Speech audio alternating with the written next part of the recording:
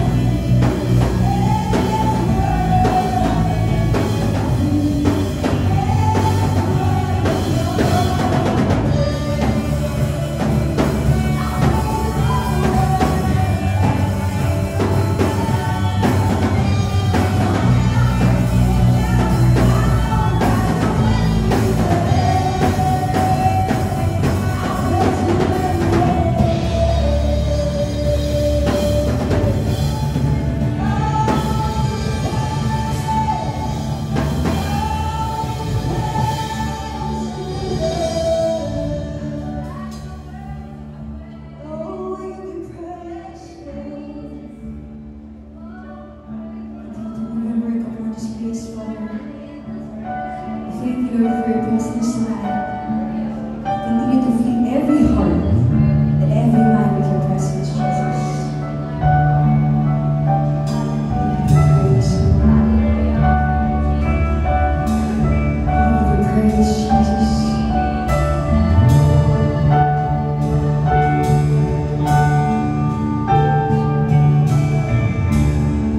I've tasted and seen, yet questioned it all. Still here and there. Chase empty dreams. Chase empty dreams. Ran from your call and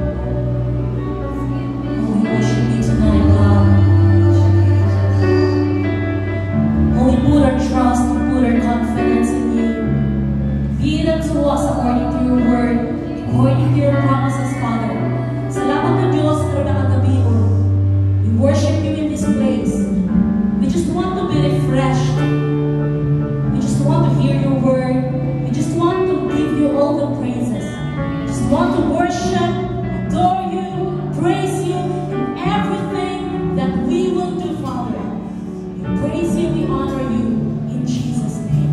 Amen and amen. Hallelujah. Praise God. Ako palakpakan ako sa Diyos. Amen. Ako bilang mga tanan ng lingkod. Praise God. Kinsa excited ka na kagabi nun. Happy Wednesday, church! Naku, maana namin. Grabe lagi siya. Pwede ba yun? Pwede ko ano? The other, okay. Kinsay andam mamati sa tulad sa Diyos. Hindi na ako siya kayo. Sorry. Sorry. Wala ko mag-use. Sorry. Praise God. Kinsay andam mamati sa tulong sa Diyos. So, i-announce pa nila ni pastor ko. Doon wala sila pastor. Si Pastor Rob, si Pastor Rachel. Na sila sa Mati. Nilearn na sila magkahapon because mag-attend sila o burial sa nanay, sa brother-in-law ni Pastor John. So, karon na kagabi yun, I believe matapos sa kanako. The reason why we are here because we want to be refreshed. Sige nyo pa niya na kaganina sa pag-challenge. We want to be refreshed, all of us. The main reason na niya kita karon, dili ta mo biyahe o pila ka kilometro. Maybe some of us, gikan pa sa trabaho, nagdagan-dagan na para makaani. Ang uban sa ato, naagihin mo, we can be, pwede na ta magpabilin sa atong mga panimalay, doing something. Or na ating mga importante unta ng mga meetings, pero we tend to be here, pwede uma na lang sa meeting. Kaya gusto na ako musimba sa atong Diyos. But before that, let's pray. Father in heaven, we thank you, Lord God, for we thank you for your word. We thank you for the anointing, Lord God, that you will cover this place with your holy anointing, Father. Salamat po, Diyos. So I'm going to share your word tonight, Father. Let it be that our hearts are open to receive ang portion na naka-intend sa mata ko sa kanila. Anointing naman, anointing. We thank you, Lord, that you will open our spiritual ears, our spiritual eyes of understanding so that we can understand the things na gusto nilo ipasabot din ka namin. We thank you, we praise you in Jesus' name. Amen and amen. Praise God. Maayong gabi yung sa tanan. So, karon na kagabi yun, allow me to share the Word of God. So, last March, gihatag si Pastora na kanang schedule. Supposedly, last month ako mag-share ng Wednesday. But due to some mga dili yun mag-fit ang mga schedule, i-move mo to siya karon na naman. So, karon na kagabi yun, allow me to share about God's favor. Kinsay gustong pabor. Amen. Experiencing God's favor. I believe matapos sa kanato no, daghan tayo mga giyagihan. Some of us may experience favor sa matag aspeto. It can be promotion sa trabaho. Gustong promotion. Amen. Kung karon naara ka sa ikan na salary grade, praise God, pagkaugma, detectan ka unaan na kay appointment, i-increase na. Praise the Lord. Unexpected, that's the favor of God. Or else, increase sa sales sa business, kung sa imanan mga negosyo. Amen. Praying every day na increase. Or else, gusto niyo mag-upgrade ng car. Kung karon we go, or karon tarak-tarak asa, but praise God sa sunod, maka-LC na ka or maka-Land Cruiser na ka. Praise the Lord. No event, usahay po, gusto na ito upabor. House and lot. Gusto, makatukod na yun po, ako kaugaling balay. Makapalit na yun po lupa, makatukod na po, Lord, salamat sa provision sa balay. Amen. But that's the favor of God. Mag-usapan na siya sa mga favor of God. Here in Isaiah 1 verse 19. Isaiah 1 verse 19. It says here, if you are willing and obedient, you shall eat the best from the land. Or sa New King James, kay paano siya, no? You shall eat the good of the land. But kani siya NIV, if you are willing and obedient, you shall eat the best of the land. Dili ra kung good. Pwede na ni. Kani mo palit ka, ba't mo anong palit ko, for example, grapes. Makaingon ka, mahingon ng tindera, tamis. Tamis ni siya, pero pagkabot sa balay, mag-disappoint ka. Ingon siya kay tamis, hindi man lagi. Diba? That is not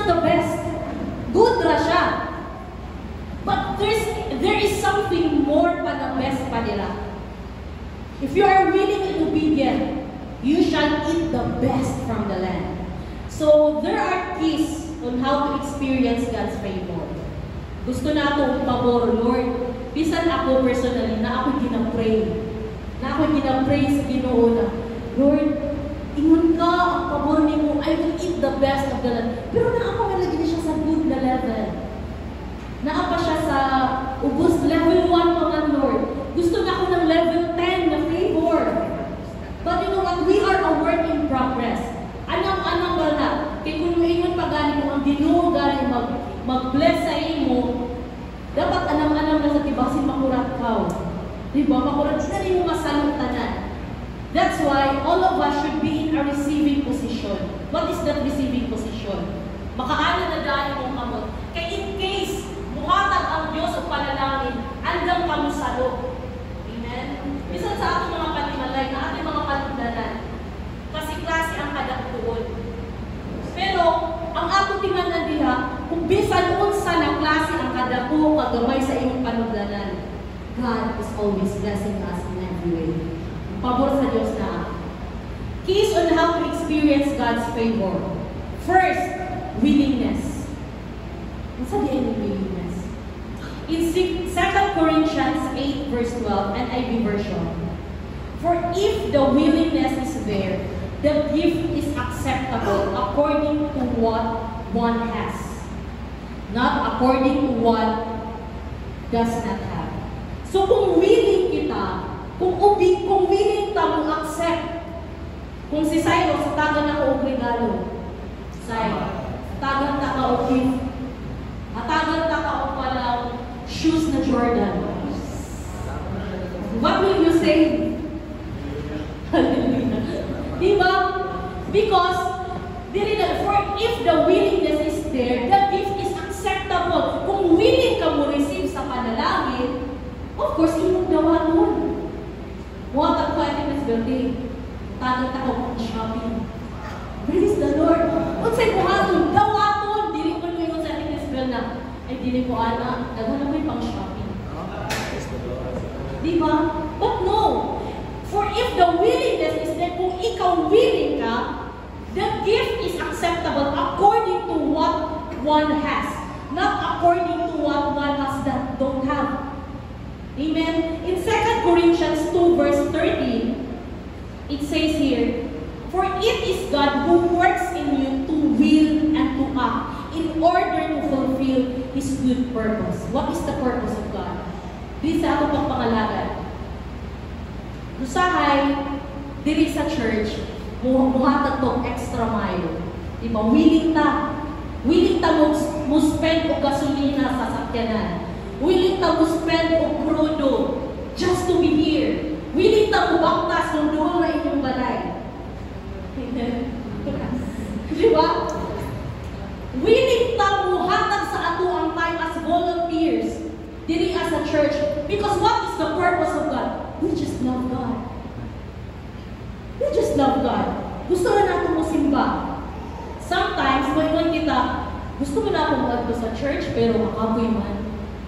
Usahay, the flesh is willing, but the spirit is weak. Usahay, gali. The flesh is willing, pero ang imo spirit mo naman, ayaw na lang ito. Patulong na lang ha. Kapoy bitaw, gitang ka nag-feel, init ka ayaw sa luwas, tupahulay na lang. But no, you have to overcome it. If your flesh is willing to go to church, then go to church. If your flesh, you have to beat yourself. You have to beat your flesh. Kaya nga naman, kung magpadaog ka sa imong flesh, wala yun. Lagit ipadunan. Usahin mo yung na nakapoy man. Dili na lang ko sa balay, magdula na lang ko, or else mag-date na lang mi sa ako ang uya. Or else, ay mag-overtime na lang ko sa work, bisan ko dili wala dito overtime. Usahay nga na sometimes the flesh is willing, but the spirit is weak. Usahay balik. Second thing, first is willingness. Second is obedience.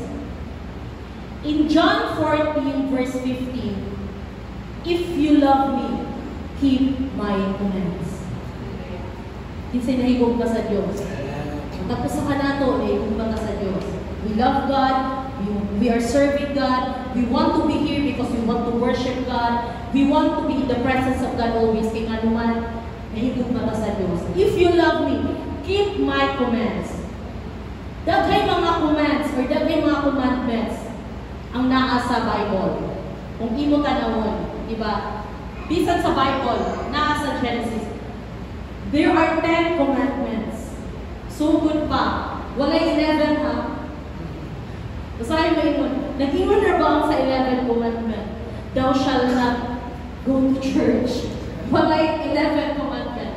Tama na siya 10. All we have to do is to obey Him. For example, sa atong mga panimalay, may ingon ang ato ang kinikanan, ay ra, before ka mo work, panghinlo asa, or pagdunga asa. Kasi buhaton ni Ayra. Siyempre, yung buhaton, mamilo yun. Ako before, when I was in high school, nakaplano na tayo na ako, labi na pag Saturday. Pag naagaling ko ilang out Saturday, akong buhaton, early pa sa buntag, manglimpyo na ako. Floor walks na ako sa salon, maglampaso na ako, maslaba na ako. Pero makabantay na si Mama.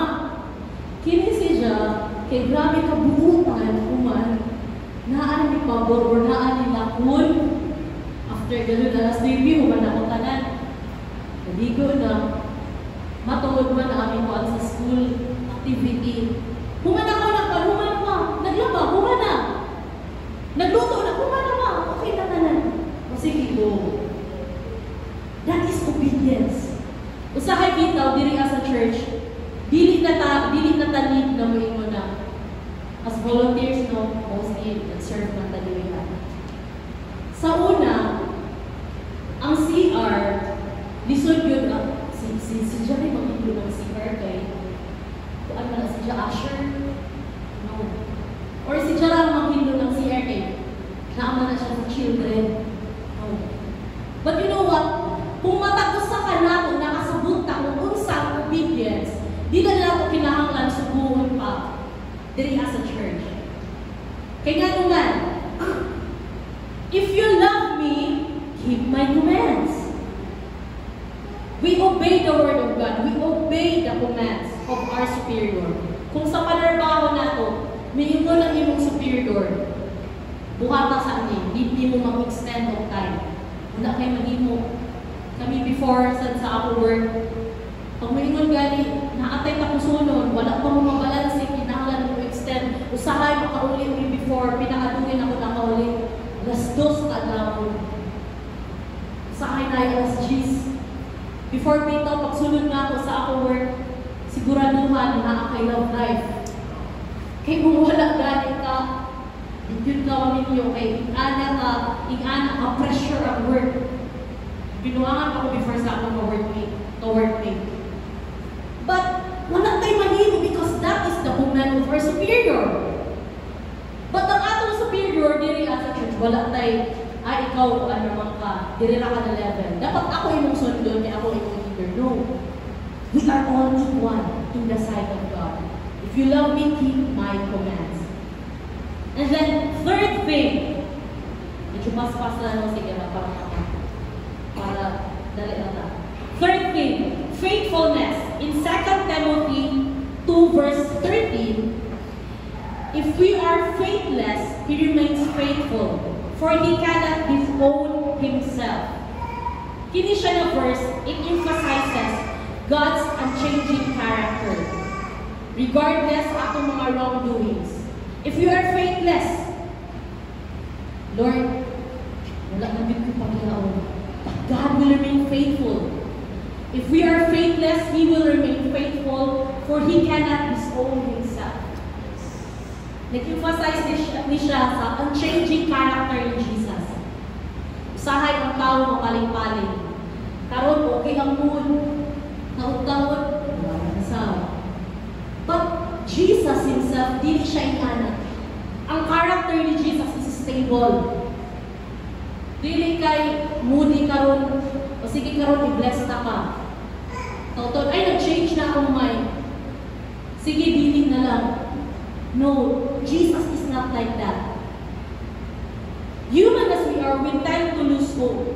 Sometimes maka-ask taong why. You know what? Honestly, as I'm standing here, there is a front.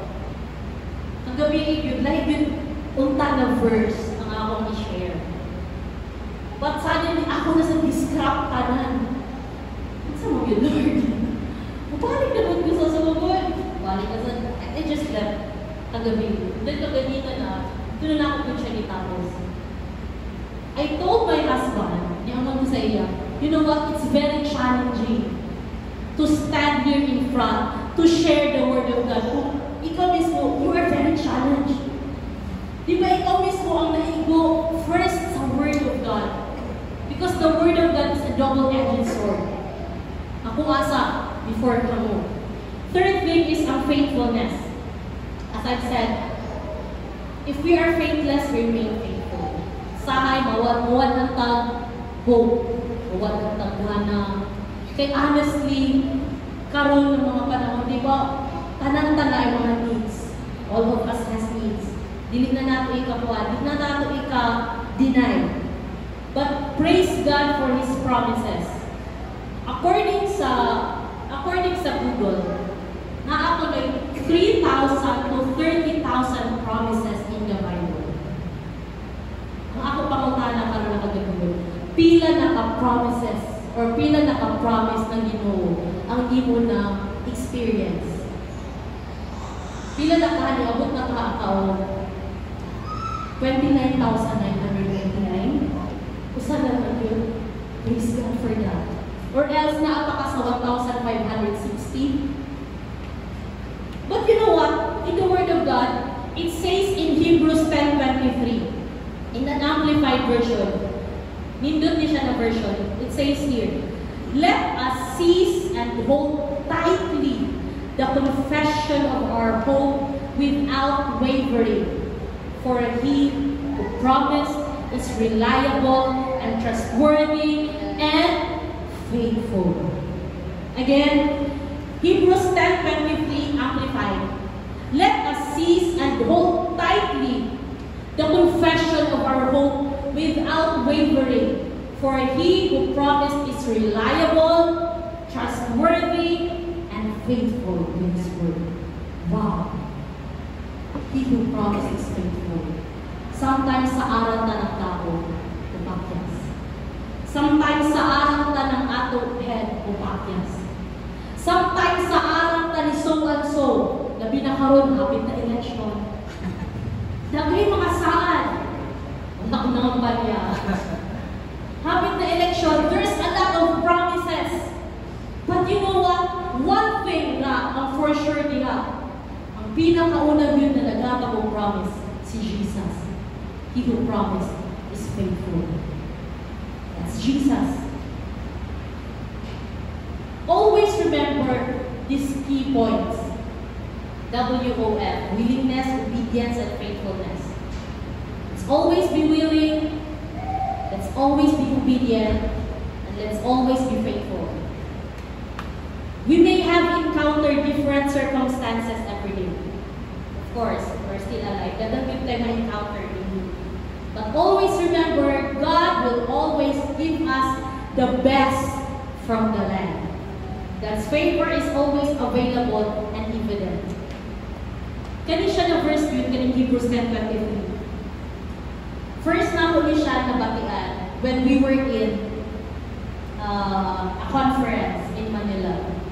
I think 2012 or 2010 to I don't know, ako yung katong sa Manila. Basta naani siya yung kuan, tagline dito, kung gina-emphasize nila ni Pastor Paul, He who promised is faithful. First na ako ni siya nabatian, grabe ang impact. Wow. Tuod no, kung ang tao mo usaad ni mo, yes. Dili ko mo rely sa saad ng tao. Dili ko mo rely sa saad ni so and so. At to mo rely sa saad sa Ginoo. Kaya nga naman, ang Ginoo mo hatag o kanang pabor ka na to. He who promises faithful and He will give us the best from the land. Hindi mo katapat. God will give us the best from the land. Amen. Diba? The best. Amen.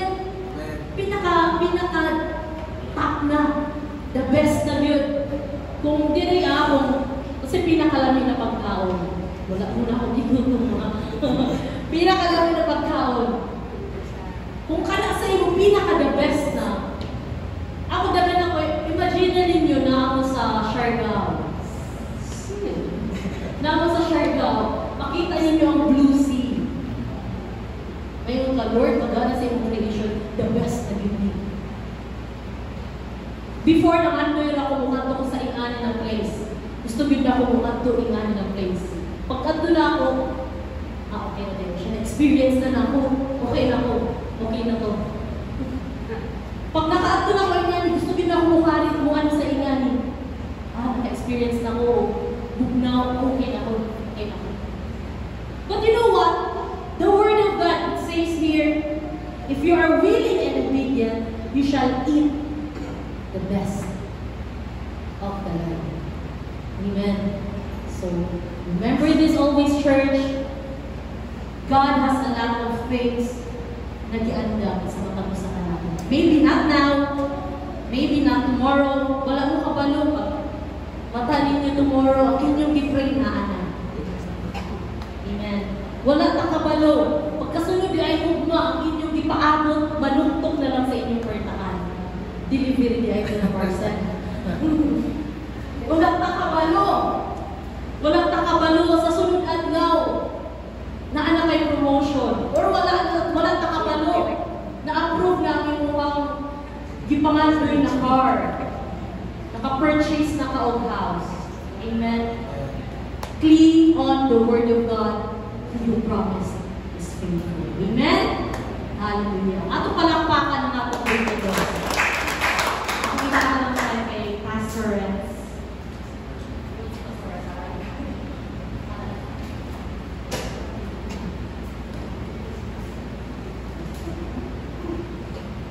Praise the Lord. So, mas wala na kay kaibat ng ipon. So, akong bihagya ang katanman ito kita may son. God's favor, no? Since I willing and obedient to experience sa pahor sa Diyos. You know, lamig kayo kung walang doon ang pahor sa Diyos na magapamuhan, magamanifest at pinabuhay ng son. So, I have this in my heart that what if that would be our first point of prayer? Sa karon, di ba? Wednesday, service, it is prayer, service day, actually. And so, our first point of prayer karon mga igsoon is ato yan po ang pabor sa Diyos. Ang grasya sa Diyos. Di ba? Ang grasya sa Diyos is the unmerited favor of God. This is the favor of God na wala pininatot kinakuan, wala nato hindi paningkamutan, but kay tungod sa kinimo ni Jesus ito sa cross, nakaangkon kita na namin ang pagkor. That's why tawag ni siya unmerited favor. And so let us pray for that. Let us pray for every church. Not just the New Life Church, we, New Life Surigao, but every born again church. That we will experience the God's favor. We will have this passion for God's glory and God's agenda. Na bilang ilang lantaw, ang ilang pagulino, ang ilang panglantaw sa pinabuhi, ang ilang ginamuna, ilang ibang plano, ilang ibang set up sa pinabuhi, na bilang taman sila pagulino. But they will have this greater or higher thinking or ambition or passion. Hindi lang sa ilang pagulino, but it must be for God's glory and God's purpose. God's agenda. Lord by Jesus Christ, let your will be done. Let your kingdom come. Now, have you noticed na sa first request sa Our Father na very popular na prayer na pinakatulog na una ka prayer point niya is let your name be hallowed, let your kingdom come, let your will be done. So, ang ipangayok sa first 3 points ito is dili ang kawalingon na mga concern. Later on ito, give us daily bread, forgive us, deliver us from evil. Later on ito, ang first point ito is, let your kingdom come, Lord. Let your will be done. So, let it be that every church, not just the New Life Synagogue Church, but every born-again church, let us pray for every church to have this mission and passion to go after to the will of God in their lives. Let us pray for them, for us, that as a church, we will be the point of contact of this church, this earth. Amen. We are the ambassadors of heaven. Kita ang ambassador of heaven sa langit. We are the representative of heaven, that God's will be done here on earth through you and me, through the church. Ang ikarian sa Diyos, ang kabubuton sa Diyos, makitagog ka na mga igsoon, hindi sa kalibutan. Matulong sa gamiton ang church. Yes, God can use anybody without even us, but He chose to give us grace to be involved, and makahawag kita makaparticipate. So that would be our first point. And then ang second point na ito may son is, let us pray for the people of this world, from the leadership, from the leaders, na nasa authorities, nasa influence. Nalaw pa na ito, lahat sila sa position at kung kaya sila ma-influence dili sa kalibutan. From our governments, sa mga business leaders, na sa mga corporations, nasa kanong gulo pa bodies of our governments, the judiciary, legislative, and executives. These are 3 points of government na itong grabe na influential sa atong naso. So let us pray for them also. It can be had even dito sa mga private and public personals. Na naa sa mga uniform personals, kanang tao, mga kinatasan, na naay pagkakatulog. Yan, hindi kanina sa Diyos. Dili sa kalibutan. Sa mga negosyo, mga tao nag-engage na sa negosyo, sa operations, down to the families. Sa mga tao na naay pamilya, na asawa, mama, papa, mga anak, and then mga anak na ikan sa mga bata hanggang sa magulang. Let us pray for that. So, kanaan ang ikaduhang point na atong i-apo. So, then ang ikatulong ang point is ang ato na yung mga services. God bless this church, the New Life Synagogue, and then He will anoint every services na ito, kagikan sa Sunday service na ito, sa morning, sa evening, sa karon, every Wednesday na ito, mga service, even ang atong prayer service sa Saturday, then ang atong mga fellowship sa Blessed Ladies, sa atong Istanbul net, the life groups, even ang brothers, the New Life brothers, atong i-pray ka na. Then also atong i-pray mga iso na upcoming na mga ministry. This year, nasa kasing-kasing na ng pastor, and I believe this is the heart of God, that there will be or work pabalik ang youth ministry. Pabalik this year ang youth fellowship for youth ministry, and then also ang evangelism ministry. So let us pray for those ministry sa kanyang simbahan. That's the third point. And then ang ato upat na point ato i-special for ato level up seminar sa karon sa Saturday on, and we let us pray for our speakers,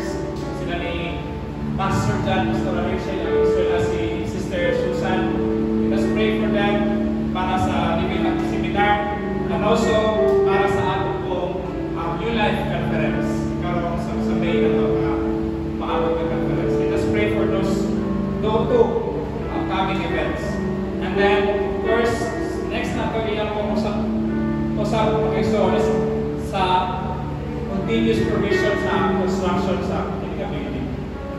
We are here now in this place na nakita sa promised land, but I believe wala pa tapos.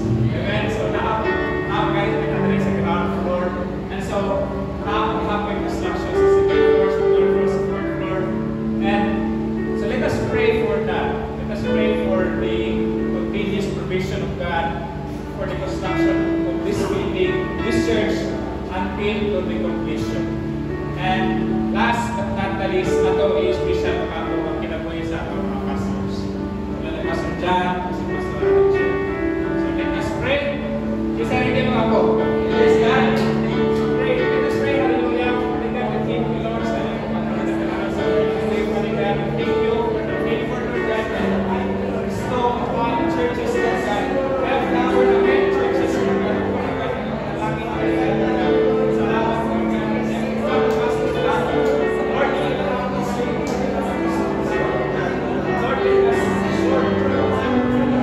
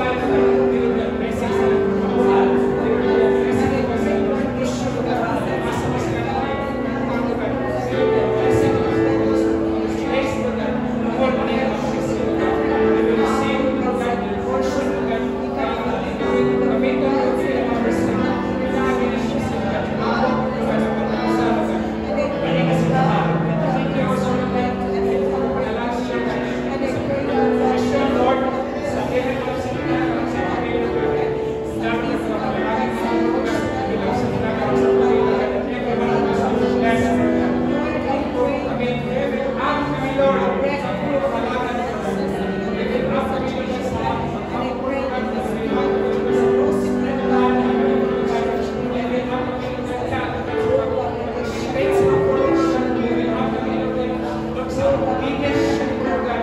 So, tulog ka lang kami, Lord God, sa willingness, Lord God. Tulog ka lang kami, Lord God, sa passion sa mga tao, Lord God. Tulog ka lang kami, Lord, sa iyong pagkakataon, Lord God. Kamili na mga pangkukuhan, Lord God, sa mga tulay, Lord God. Hindi ko sa Lord God, mahinig ko ka na sa mga tulay, Lord God. Salamat, Lord God.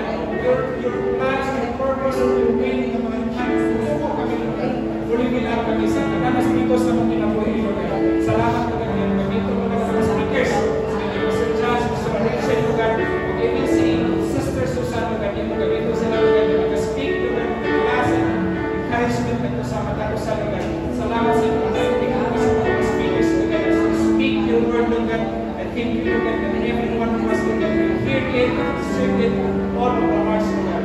I thank you also, Lord God, sa imong palagi, Lord God, even ito sa New Life Conference in I thank you, God, that every day, Lord God, will be met, Lord God. Salamat, Lord God, question provided, Lord God. Kasi, Lord God, salamat, Lord, sa imong palagi sa mga usap. I thank you, Lord God, that everyone who has, Lord God, tambong anak na aming fellowship, Lord God, na imong Panginoon panalangin, Lord God. Kung ano yung anak, Lord God, na fellowship, kanak ang conference, Lord God. Imo, Lord God, basihan, frame of reference, Lord God, sa mga usap, Lord God. As we continue walking, Lord God, as we calling, Lord God. Salamat, Lord God, also, Lord, sa continuous provision, Lord God. Ani, construction, Lord God. Hindi na believe, Lord God, para believe, Lord God, sa iyo, pinamayaan, Lord God. We believe, Lord God, that this word, Lord God, will finish this, Lord God. As you say in your word, Lord God, you are faithful from your beginning, and so you must be faithful, Lord God, until the end, Lord God, until the completion of this meeting, Lord God. Salamat, Lord God, that there's some faithfulness. Lahat mo sa iyo, Panginoon, anon kami mahawit, Lord God. Kami stand firm, Lord God, sa iyo, Panginoon, Lord God. And every day, Lord God, matagpo, Lord God, ika sa mga Christianis, Lord, ika sa mga pambayas na labors, Lord God, ikaw, Lord God, matagpo namin, Lord God. I thank you, Lord God, also sa kasing-kasing, Lord God, na willing and willing, Lord God, to participate, Lord God, aning ang prato, Lord God. Salamat, Lord God, hindi na nakasalaw, Lord God, na Lord God, willing and willing to take part para aning ang prato, Lord God, aning ang pananaw, Lord God. Salamat, Lord God, Lord, mga finances, Lord, ino sa increase, Lord, ang mga finances, Lord. Salamat sa solution. Salamat, Lord God, sa mga new hires, Lord God. Salamat, Lord God, sa mga naghanpa kayo ng mga vision, Lord, abot sa inyong pagkain, Lord God. Salamat po sa inyong passion. Thank you sa mga nasibit. So I pray also, Lord God, sa mga pastors. We pray also, Lord God, for Pastor John, sa mga sa Lord God. Ngayon, panalangin na yung ating pagkain, Lord God. As we continue, Lord God, leading the church, the lives of the church, Lord God. Salamat po ka kayo, Lord God, nagaling sa ating pagkain, Lord God. I thank you, Lord God, sa mga siya, sa mga training na po sa ating pagkain, Lord God. I thank you also, Lord God, sa kapakulayan, Lord God, sa ilang kalangkot. At sa ilang kabalik, Lord God. Salamat, Lord, and ikaw yung nakapanalangin nila, Lord God. There is that rest sa ilang kabalik, Lord God. Nabilis sila mapukakan, Lord God, sa ilang ikarga, Lord God, na calling, Lord God. Okay? Dahil mas you said in the word, Lord God, our calling is light and easy, Lord God. Your burden is light and easy. So let me, that this burden, Lord God, na ilang ikarga, let it be, Lord God, that this is light and easy to them, Lord God. Salamat, Lord God, na ito sila, Lord God, panananginan, Lord God. Ilang pinabuhi yung kaguhol ng ilang mga panamangan, even plus pinabuhi na RG, Lord God, yung panananginan ng pinabuhi, Lord God. That every meet, Lord God, na sila po eskwela, Lord God, sa eskwela ni RG, Lord God, yung pinabuhi ni Lord God, I think, Lord God, sa pangangin, Lord God, sa pinabuhi, that every, Lord God, as they continue leading this church, Lord God, Lord, you will bring them higher, Lord God. You will exalt them, Lord God, as they humble themselves before you, Lord God, as they submit themselves before you, Lord God. It is in your word, Lord God, as we submit to your word, as we submit as ourselves behind you, Lord God, it is your will, Lord God, na pamimili at i-exalt, Lord God. Salamat, Lord God, that their lives will be exalted, Lord God. Salamat, Lord God, that the life of our pastors, Lord God, Pastor Richard, Pastor John, Lord God, will be exalted, Lord God. Salamat, Lord God, in every aspect sa inyo, Lord God. Lord, ikaw mag-promote kanila, Lord God. It is our desire also, Lord, na maganda sa mga pastor, Lord God, kaya mo silang i-promote, Lord God. Salamat, Lord, that every aspect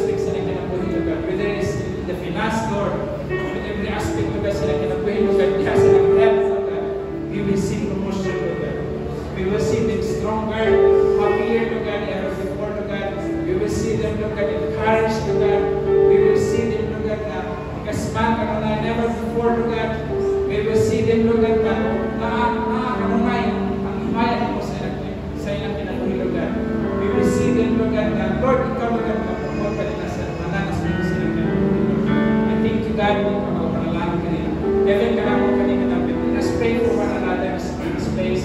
Let us pray for every brothers and sisters in the world. And God, we thank you, Heaven, for our brothers and sisters that are not around the world. Sa mga brothers and sisters na langit sa mga sa I thank you, God, for pagkakumilas sa mga Lord, as we offer our requests and prayers in the name of God.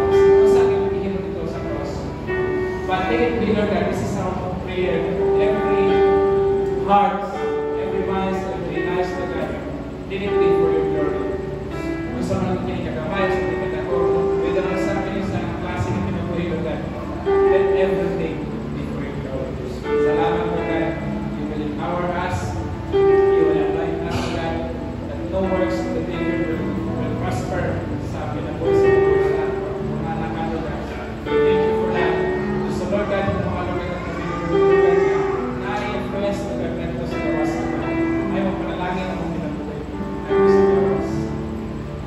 glory.